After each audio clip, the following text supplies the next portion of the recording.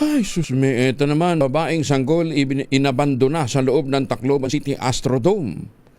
Pina-breastfeed na lamang ng isang lady cop para mailigtas. Buti na lang may nanay na may doon, may nagpapa-breastfeed na pulis.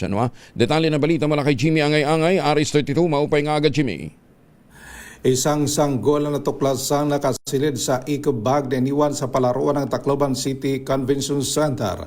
Ayon kay Police Regional Office 8 Regional Director Brigadier General Jason Capoy, nakita ito ng 4 na mga kabataan at kagad nilang tinawag ang atensyon ng Tourist Police Unit personnel na naka-duty malapit sa lugar. Dali-daling kinuha ang sanggol sa kinaurunan nito at isinilong mabilis ding dumating sa lugar ang Women and Children Protection Desk personnel mula sa Tacloban City Police Station 1 para tumulong sa sitwasyon. Napansin ni Corporal G. Marie Malquesto, WCPD ng Tacloban Police na mukhang gutom ang sanggol at bilang ina.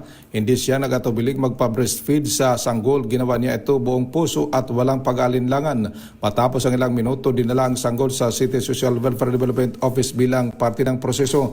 Ang mga kababayang pulis ng Tacloban, sinana, hindi lamang para ipatupad ang batas, kundi para matulungan ang mga kababaihan at mga bata sa delikadong sitwasyon. Nagpapakita na itong ng dedikasyon pagmamahal na sa tungkulin ay naman kay Tacloban City Police Office City Director Police Colonel Noelito Hitigan.